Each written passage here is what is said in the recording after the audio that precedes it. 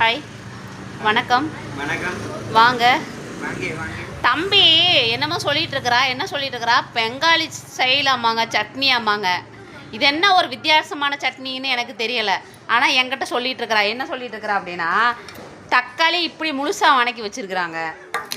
அப்புறம் இது வந்து கடுகாயில், வெங்காயம், வரமிளகா, அப்புறம் இது பச்சை மிளகாய் இவ்வளோ வணக்கி வச்சுருக்குறாங்க.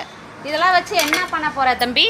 இது மிக்சிங் உப்பு ஜாக்கு ஜஸ்ட் உப்பு மிக்சிங் மிக்சிங் பண்ணி அப்படியே சாப்பாடு போட்டு சாப்பிட வேண்டியதானா? சாப்பாடு சாதே மாஸ்டர் சூப்பர். சாப்பாட்டுக்கு இது சூப்பராக இருக்குமா? ஓகே. சட்னி செஞ்சுருக்கிறான்னு சொன்னால் நல்லங்க. அப்புறம் நம்ம அது சட்னி சாப்பிட்டு பார்க்கலன்னு நமக்கு மனசு திருப்தியாக இருக்குமா? அப்புறமா சட்னி செய்ய கொண்டு வாடான்னு சொல்லியாச்சு. கொண்டு வந்ததுக்கப்புறம் சப்பாத்தியும் சட்னி வச்சு சாப்பிட்லான்னு முடிவு பண்ணேங்க.